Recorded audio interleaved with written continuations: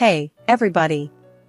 Name's Emma, and if you've got a minute, I've got a tale that's a bit of a roller coaster, one that dives into love, betrayal, and a fight for dignity. Before we dive into the deep end, let me set the stage and introduce you to the cast of this little drama of mine. It starts with me, Emma. Born into what many would call privilege, with a silver spoon and all that jazz. But despite the cushy start, I was raised to value hard work over handouts.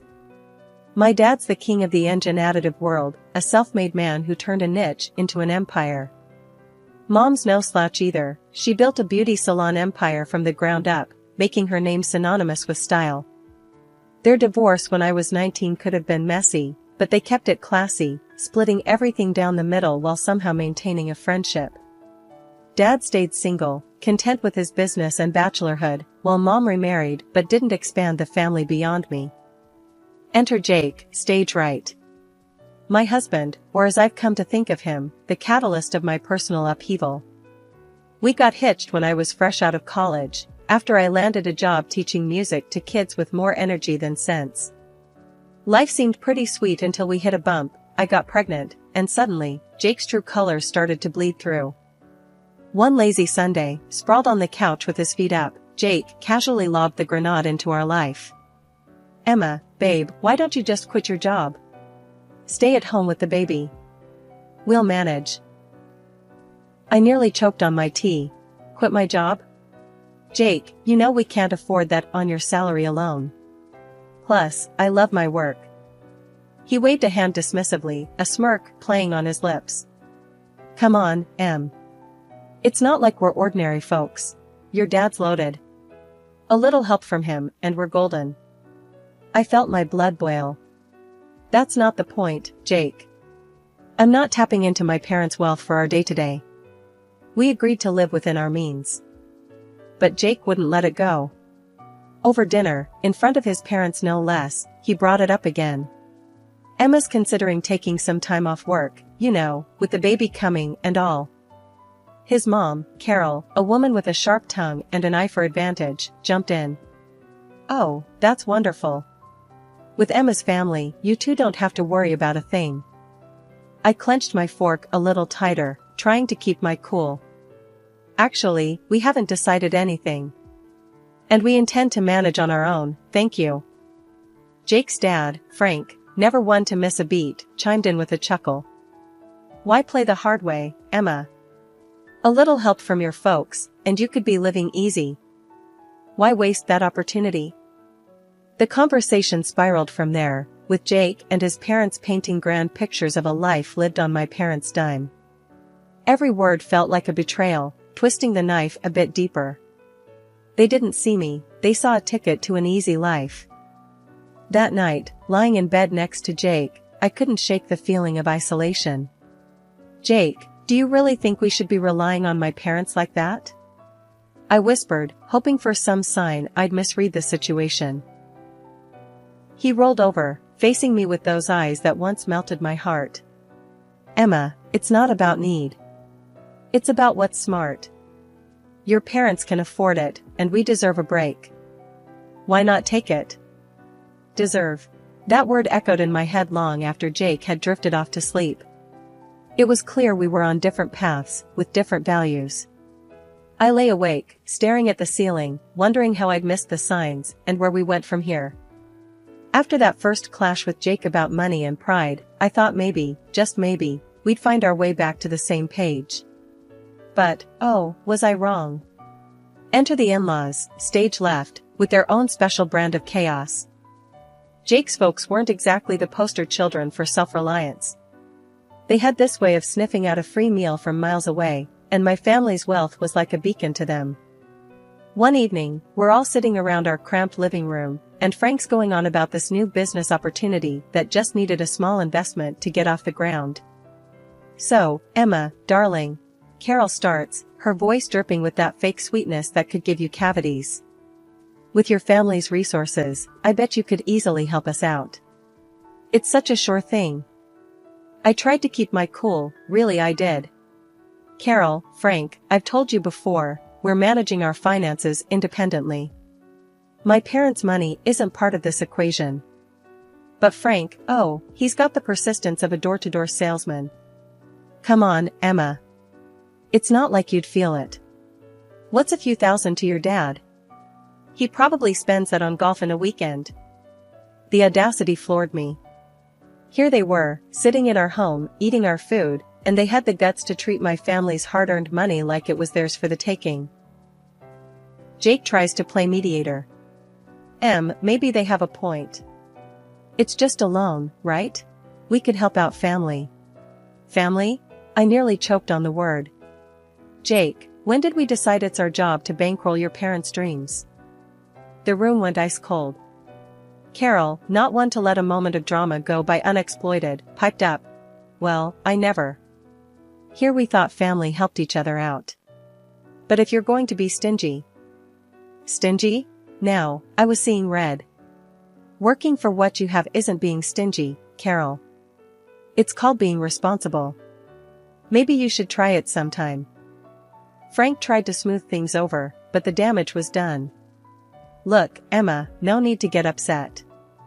We're just talking here. Talking, right. I couldn't hide my sarcasm. Seems like all we ever do is talk about how my family can solve your problems. That night, after they finally left, with Jake apologizing for his parents' misunderstanding, I lay awake, staring at the ceiling. It wasn't just a misunderstanding. It was a full-on invasion of our lives by two people who saw me not as a daughter-in-law, but as a walking, talking ATM. After our little Lily came into this world, life took a turn I didn't quite expect. You'd think the arrival of a grandchild would bring out the best in people, right? Well, not so much with Jake's folks. They showed up at the hospital with what had to be the cheapest onesie from the discount bin. It still had the clearance sticker on it. But when my folks came through with a beautiful hand-knit blanket and some top-notch baby gear, you'd have thought World War III was about to break out in that hospital room. Wow, really laying it on thick, aren't they? Carol quipped, eyeing the gifts with a mix of disdain and envy. Must be nice to just throw money around. Bet they could have just gotten you a house instead of all this fluff. Jake chimed in with a chuckle. Yeah, Mom's got a point, Em. Your folks sure don't hold back. A house might have been more practical, huh? My heart sank. Here I was, holding our newborn, and all they could talk about was how my parents should have spent their money. It stung, hearing Jake echo his mom's words. Was our daughter just a dollar sign to them? I tried to keep the peace, biting back my growing anger. Well, it's not about the price tag, right? It's the thought that counts. But Frank wasn't about to let it go. Oh, sure. But when you think about it, a nice little investment in property, now, that's a gift that keeps on giving. The ride home from the hospital was tense. Jake tried to smooth things over, saying his parents were just old-fashioned and didn't mean anything by it. But the seed was planted. Doubt started creeping in about why Jake really married me. Was it love, or was my family's bank account the main attraction? A few weeks later, during one of their unsolicited visits, Carol brought it up again. We were all crammed in our living room, Lily fussing in my arms, and Carol couldn't resist a jab at the new stroller my mom had bought us. Must be nice, having your folks shower Lily with all these expensive toys and gadgets. Though, a contribution to a house fund would have been more useful, don't you think, she said, her voice dripping with that passive-aggressive tone I'd come to dread. Jake, sitting beside his mom, nodded. Actually, babe, we've been talking. Maybe your parents could help us out with a down payment instead of more baby stuff. Makes sense, right? I was floored. Not only were Jake's parents relentless, but now Jake was on board with turning our daughter's birth into a bargaining chip for financial gain. It felt like I was living in some twisted reality where love and family meant less than material wealth.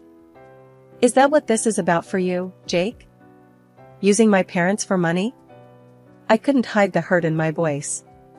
I thought we were in this together, for better or worse, not for richer or poorer.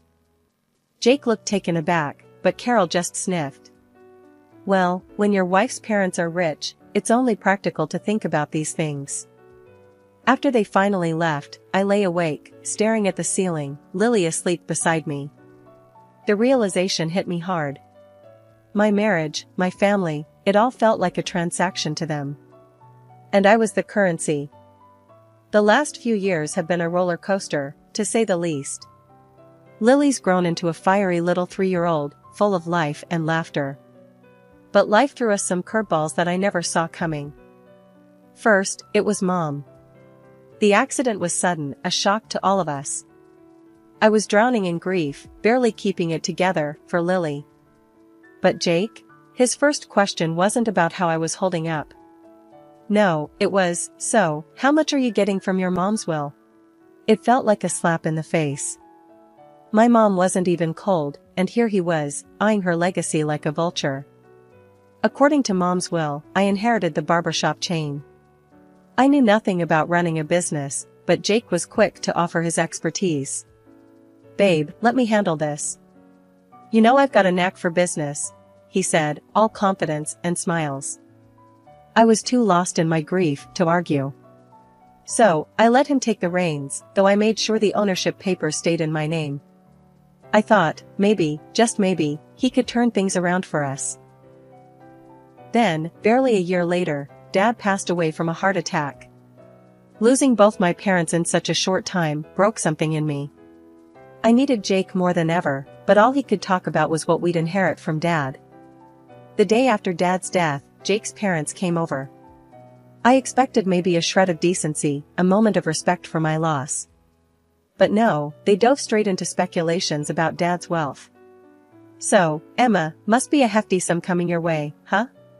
Frank said, barely able to contain his glee. I saw red. Can you not? For once, just stop talking about money. I shouted, the words exploding out of me like shrapnel. Carol put on her best offended face. Well, I never. We're just concerned about the family's future. No need to be rude. Jake tried to play peacemaker, as always. They're just curious. It's a big deal, you know? A big deal? I echoed, my voice rising. My parents are gone, Jake. And all you and your parents can think about is cashing in? Is that all I am to you? A bank? The room fell silent. The tension was thick enough to cut with a knife. Jake looked at me, then at his parents, and mumbled some half-hearted apology. But the damage was done. I couldn't stand the sight of them, their greed, their complete lack of empathy. Get out, I said, my voice steady, but cold. They left, Carol muttering under her breath, Frank with a scowl. Jake lingered, trying to justify his parents' behavior. But I was done listening. 2 days after my dad died, Jake comes bouncing through the doorway earlier than usual. Babe, I've got awesome news. He beams at me, barely containing his excitement. I've struck a deal, to sell the hairdresser chain. Can you believe it? My jaw nearly hit the floor. What? You did what without even asking me? I was fuming, feeling a mix of betrayal and disbelief. Before we could really dive into it, his folks showed up, ready to party like we'd hit the jackpot. They brought in this feast from some fancy restaurant and a bunch of brochures that screamed high roller. Carol was all smiles, waving those brochures in my face. Guess what, honey? We've sold the old condo and put down a deposit on a beach house. We're all moving to the coast. I stared at her, feeling like I was trapped in some bad dream. Hold on. You what? Nobody asked me about moving. I don't want to live by the beach, with all that humidity and the winds. With a kid? Are you out of your mind? Carol just waved off my concerns like I was talking about the weather. Oh, don't you worry about that. We've also booked a cruise. You should come with us. It'll be fabulous. Where's this money coming from? I asked, my patience wearing thin. Well, darling, with your father's passing and the sale of the salons, money's no object now. We're set for life. Think about it, yachts, private jets. We're living the dream. Carol's eyes were practically sparkling with dollar signs. I turned to Jake, utterly dumbfounded. Why are we even talking about selling my mom's business again? And what's this nonsense about being set for life? Babe, it makes sense. Managing both businesses will be too much. We gotta focus on what's more profitable. It's for our future, for our daughter's future. I couldn't believe what I was hearing. The greed, the audacity, it was all too much. Show me the financials for the salon, I demanded. I want to see everything before we make any rash decisions. Jake squirmed, avoiding eye contact. Look, it's all about our future, about making sure we're comfortable. His parents joined the chorus, pressing me to just let go and enjoy the windfall. But looking at them, all I could see were vultures circling. Why the rush to sell the hairdresser shops again? I pressed, needing answers from Tom. Jake shrugged, the picture of faux reason. Look, babe, after your dad's gone, juggling both businesses just doesn't make sense. We gotta focus on what brings in more dough. The car oil thing is a gold mine compared to the salons. His folks perked up at this, chiming in with their 2 cents. Darling, think about it. Selling those little shops could give you a life of luxury. Why waste your time on them? His mom cooed, her voice dripping with greed. The sight of them, practically salivating over my inheritance, made my skin crawl. I want you to leave. Now, I said, my voice firm, my resolve stronger. This is a time to mourn my father, not feast on what he left behind. Jake tried to interrupt, but I cut him off. And another thing, this is my inheritance we're talking about. Mine. You and your parents have no say in this. The air turned icy as they realized I wasn't the pushover they thought I was.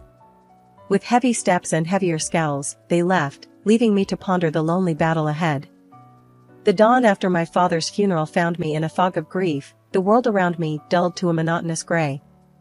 That's when Jake decided to inject his version of color back into our lives. Over a breakfast that tasted like cardboard, he launched into his agenda.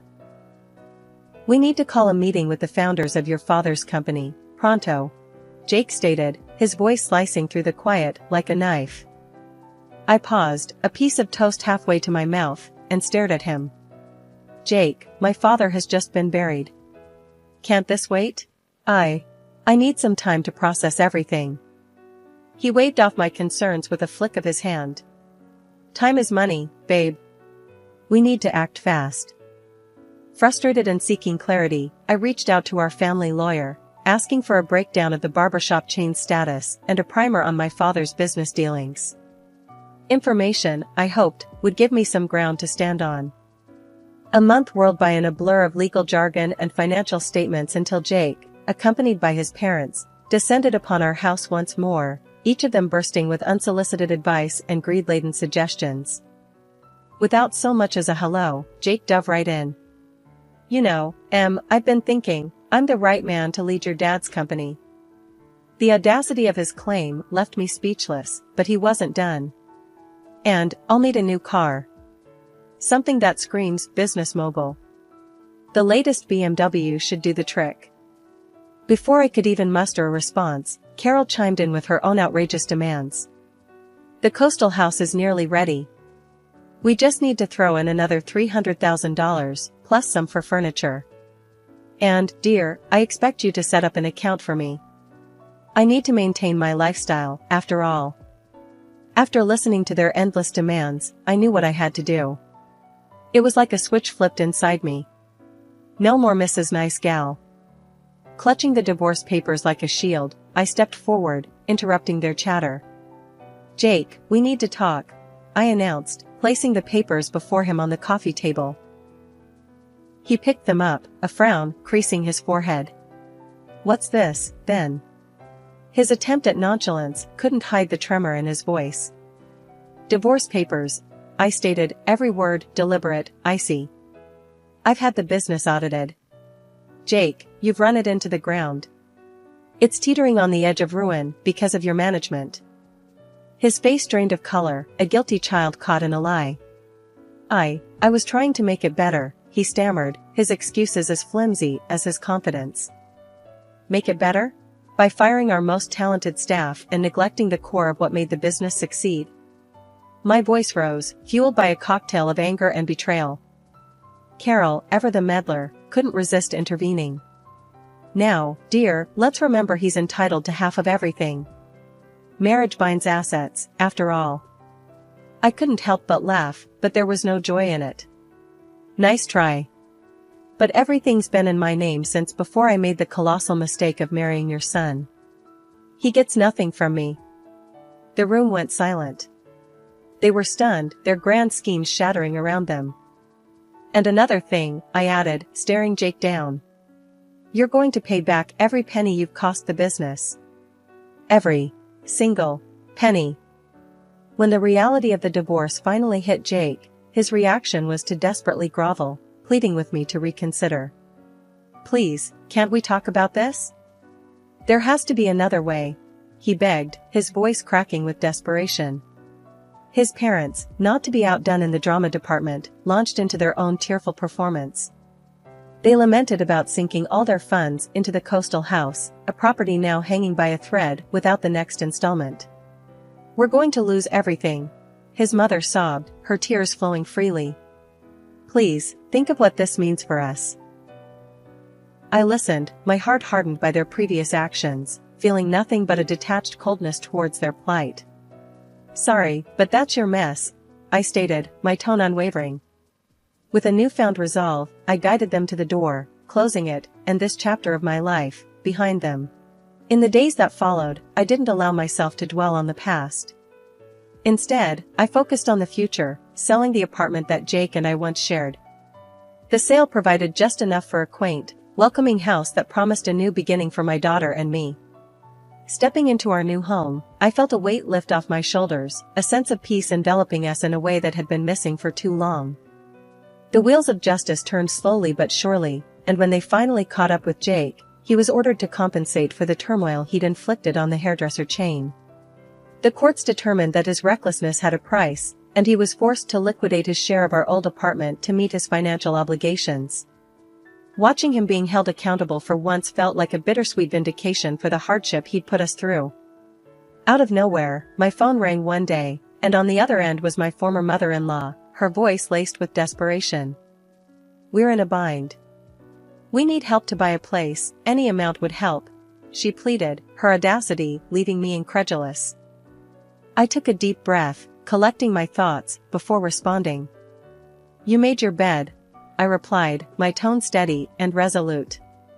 It's time you lie in it. Ending the call, a mix of emotions washed over me, anger at their continued sense of entitlement, but also a profound sense of freedom from their clutches. After everything that went down with the divorce and wrestling back control over my mom's hairdresser chain, life finally started to brighten up again. It was a tough climb, but gradually, the salons began to find their old spark. Bringing back those top stylists we'd lost felt like a victory parade. Watching them walk back through those doors, ready to bring their magic back to our chairs, it was like watching the place come alive again. Turns out, I was more cut out for the business world than I'd ever imagined. Each day was a new lesson, a new surprise about what I could achieve. If it hadn't been for being cornered by life's cruel twists, I might never have uncovered this side of me. Handling my dad's car oil business was another mountain to climb. For now, I decided to bring in a manager to steer the ship while I got my bearings. It's all yours for now, but keep me in the loop, I told him, making it clear I was still in charge. Once Lily's old enough, maybe around 20, I'm thinking of passing it to her if she's interested. I want her to have options, to choose her path. Meanwhile, I'm dipping my toes into it, learning the ropes. Our new home, just me and Lily, was a haven of peace, a world away from the turmoil we'd left behind. It was small, sure, but it was ours, a place where we could grow, heal, and build something new. Every corner filled with laughter, every nook cradling a memory we were making together. Out in the garden, Lily's laughter was a balm to my soul. Mommy, when I grow up, I want to be just like you, she'd say, her eyes alight with wonder and admiration. You're going to be even more amazing, I'd respond, pulling her into a hug. I knew, deep down, that we were on the brink of something wonderful. Together, we were unstoppable, ready to meet whatever the future held with open arms and hopeful hearts.